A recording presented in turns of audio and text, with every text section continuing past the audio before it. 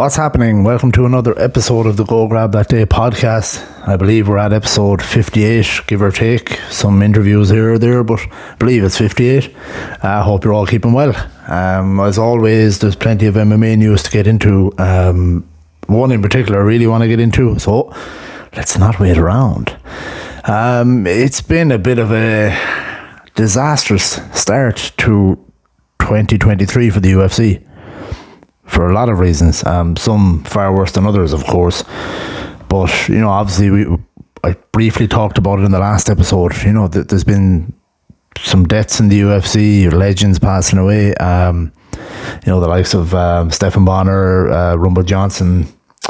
Obviously, the stuff with Dana White smacking the shit out of his wife. That's fucking illegal. Now the UFC have released Francis Ngannou, which I'm truly disgusted about. Very annoyed. I'm a massive Ngannou fan. I was, rooting from all the way. Now, while I say annoyed, I'm not annoyed that he has done this, which we'll get into in a second. I'm just annoyed that the UFC couldn't come to a deal with the guy. This is brilliant for Francis. He stood by what he said he was always going to do. He always wanted to help some other fighters in terms of showing that they can make their own decisions without getting tied to contracts. Dana White did come out saying, we offered him a contract that was going to make him the highest paid UFC heavyweight, even more than Brock Lesnar. Now let's dive into that part a little bit first. Dana comes out and he says that yes, he's going to be the highest paid heavyweight and all that. There's a lot more to that than what meets the eye.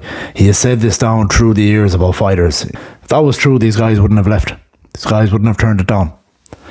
Dana was saying how, Francis is at a stage of his career where he wants easier fights. Oh, shit. It's such bullshit. These guys are just looking to get paid better. That's all it is. They're looking to get paid. Ngannou had tried to make a deal with the UFC. He could have sponsorships or healthcare, and the other thing I believe was a representative kind of at their meetings and stuff for the fighters. They turned down all of these. Now, Ngannou had said in an interview that he didn't fully believe he was going to get this. He was just, he was asking, like you do in a deal, you ask for 5 things with the hope you might get 2 or 3, and that's what he was doing, and they turned him down and everything. But then they come out saying, we gave him this big contract, the highest paid since Brock Lesnar. Brock Lesnar is juiced to the fucking gills. Let's not forget that. Dana White wants to go mentioning Brock. Brock was also told he didn't have to fucking test when he beat the piss out of Mark Hunt. So you're going to go using names like Brock Lesnar, even though he was juiced to the fucking gills coming from WWE. It just a little bit frustrating with Dana sometimes coming out. He likes to pretend he almost makes it sound like the fighters are afraid to take the big fights. Francis Ngannou's not afraid. The guy fought Cyril Gane with a bad knee and wrestled him, grappled him. So when he was told by his coach, warned by his coach, maybe he should turn down this fight, and he said no. He decided to go with one knee. His knee was destroyed. I believe it was his ACL or something like that. And he decided to take that fight and grapple. But you're going to tell me that he's afraid? The biggest fight of his career would have been John Jones. He definitely wanted that. So, yeah. It's just a shame. But it's brilliant for Ngannou. Anyone that might be curious of the Ngannou story, he was on an episode of Joe Rogan. I don't know. It's not that long ago, probably a year or so ago. And he tells his story about getting into Europe from Africa. It's a crazy story, and when you listen to that, you'll be on his side just as much as I am in terms of go and make your money. He's dead right to go and make money. What he could do in boxing now or anywhere for that matter, go fucking Hollywood, whatever it is. It's looking like he's going to go to boxing in some form or another. I know people have said like bare knuckle and things like that. I don't think that's, unless depending on the money, of course. But like the options in boxing in terms of, I know people are saying the Tyson Fury fight. I mean, I don't think he should fight Tyson Fury. Definitely not yet. He's going to get paid massively, of course. But I think maybe take I don't know, I've had friends of mine, boxing friends of mine, saying rumours of Derek Chisora, which I believe will be more winnable with Ngannou's power. He's also got the likes of Dylan White, maybe. I don't know, Dylan White. I know they said Deontay Wilder and Ngannou would be fun to watch. Like in all of these fights, he's still the underdog, really. But let's not go Tyson Fury just yet. That's crazy. But to go back to him being released. Yeah, like I'm sure I've said it on the podcast many times. I became such a fan of Ngannou when you hear his story, and when you look at his UFC record, it's insane. Like, it's a really good record, especially for a heavyweight. We'll go from, this is just his UFC record now, but so he had 1, 2, 3, 4, 5, 6 fights unbeaten before he lost to Stipe and then lost to Derek Lewis, which the Lewis fight was obviously terrible. And then he went on a 1, 2, 3, 4, 5, 6. And that's the man the UFC are happy to let go. You know, I saw like Conor McGregor coming out saying, Ngannou needs to leave his management. It's a fucking moron. You know, McGregor's not in the place to give anyone advice. Ngannou's in there mixing it up, fighting. You're out in your fucking yacht doing God knows what. Fucking lying down topless with Jake Gyllenhaal.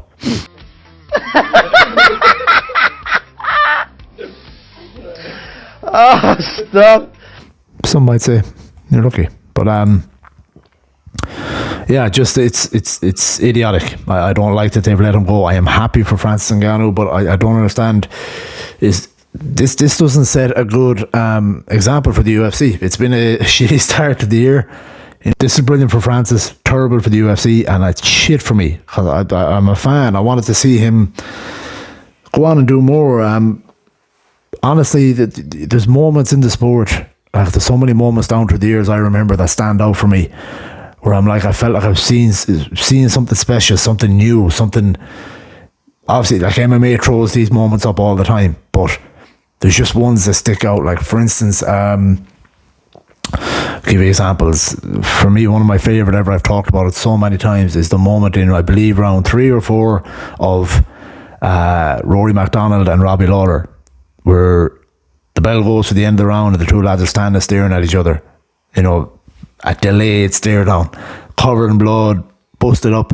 Another one is, for example, the Max Holloway Calvin Kattar fight, where Max is throwing no-look punches and moving his head without looking at Kattar. Really special moments. Another one, and it sticks with me all the time, is where Ngannou fought Miocic the second time, and he was super patient, but there was I don't know if I've ever felt this in watching an MMA fight, but it's just the fear that I felt looking at a patient and calculated Francis Ngannou with the kind of power he has. There was a moment in the fight, don't ask me, round, whatever, where he's slowly just closing in, like very slowly closing in on Miocic. He's not going in wildly, like he gotten a lot of criticism for the way he went in against Jairzinho Rosenstruik, swinging chin up and all that.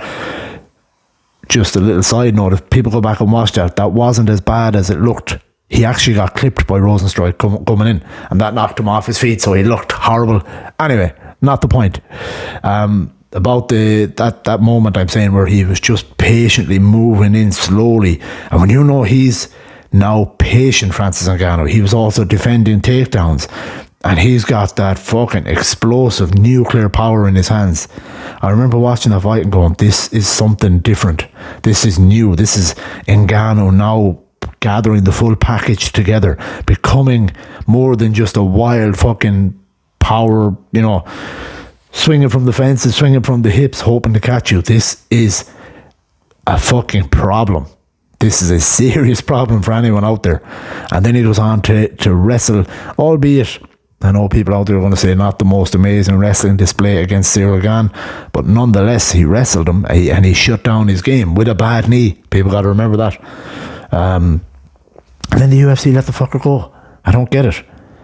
And truly, like, again, as a huge fan of the sport, just that moment will always stick out for me. And I was looking at it going, here we go. We may now see like the real rise of a legitimate, well-rounded Francis Ngannou. And he had one more fight and he was gone. Just as a fan, it hurts my feelings. I was hoping he'd be around for another while. I was hoping we'd see the fucking Jones fight. You know, and obviously Jones is coming back now fighting Cyril Gane, and I gotta be honest, it's not nearly as exciting for me. It truly isn't. It's a fight I'm going to watch. It's going to be fun. Jones is coming in as the underdog. I get it. He's been out a while. I get it. Cyril Gane's this. You know, in terms of striking, Cyril Gane is actually a better striker than John Jones. But nobody puts it together like Jones. And I mean, okay, he's been out a while, but it's good to see John Jones back. I'm excited. But let's be honest, this is not the fight any of us wanted. I'd say I would actually much prefer seeing Miocic versus Jones before I wanted to see this one. I feel people are forgetting how good John Jones is. Like, for him to be coming in as an underdog when Francis Ngannou out-wrestled Cyril Gane, it's crazy. You got to remember, John Jones, I don't want to say, out-grappled Daniel Cormier. That's insane. Like, Daniel Cormier would molest Cyril Gane and Francis Ngannou if he wanted to. And John Jones took him down more than once. You know, Jones has had more title defences than Cyril Gane has had fights, which is fucking nuts. Like, Cyril Gane's record is not bad either. It's not. I'm not going to go and say it's an easy fight for Jones at all. Of course, it's not. But again, I'd say it. Francis Ngannou out-wrestled Cyril Gane. John Jones is going to have his way with him if Cyril Gane is not massively improved his wrestling. He's going to have his way. Again, the striking, Cyril Gane is a better all-round striker, but it's the way John Jones mixes everything in. There's nobody who's more creative than John Jones in the UFC. If you look at like examples, there's a lot of examples in the way he's creative.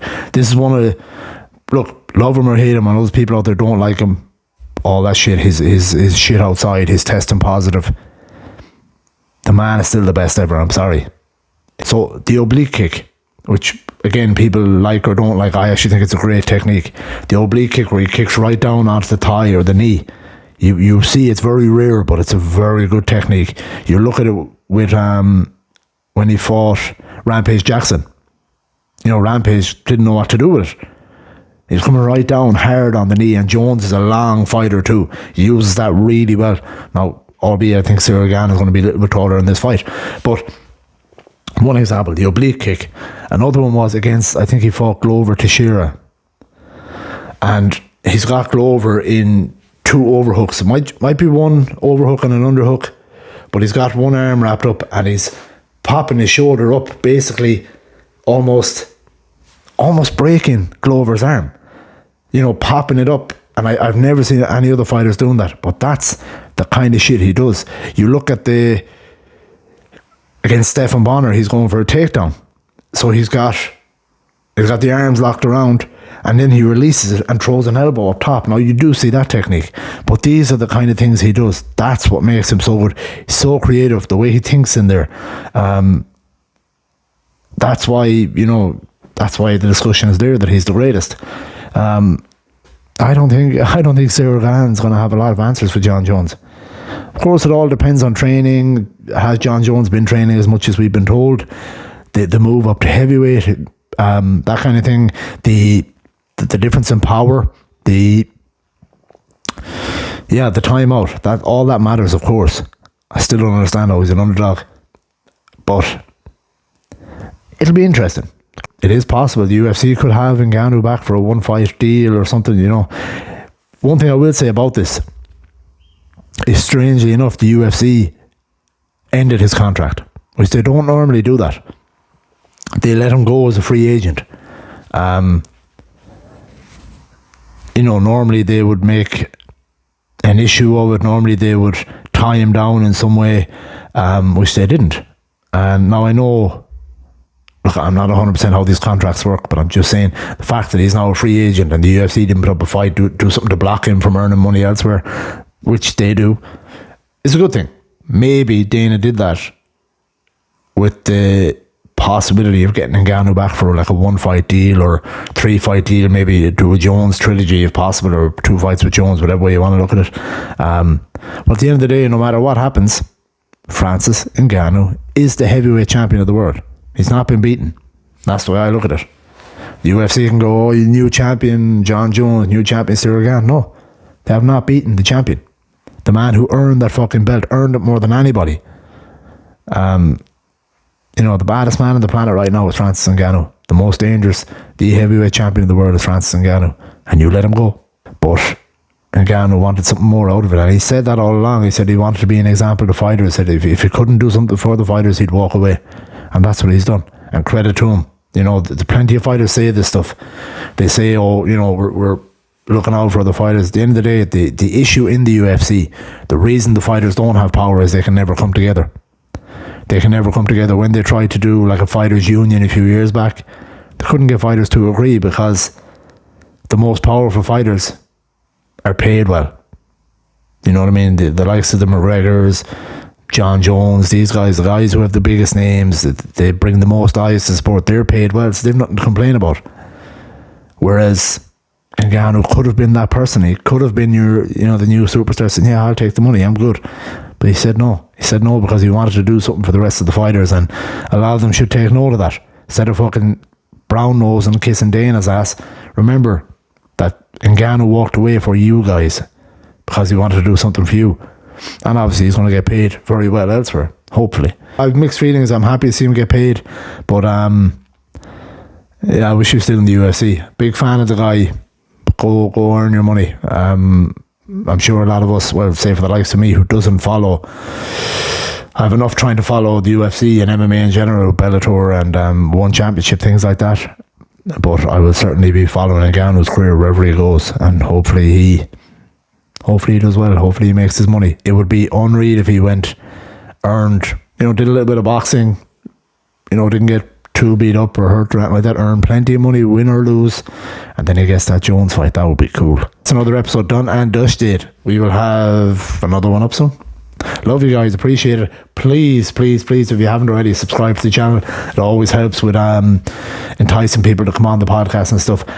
By the way, we haven't had an interview in a long time. I had one set up very recently with an interesting guest. I'm not going to say who it was just yet because we may try and get him back on. I had an issue with getting the fucking Zoom for some reason. Anyway, technical issue basically. But just to let people know who do follow the podcast, we're not done with interviews. I'm going to get more pretty cool guests on. Just like always, trying to work out things, but we will have some more on soon, hopefully. But as always, appreciate the support, and like I said, please subscribe if you haven't done so already. It really does help. Thank you guys. Peace.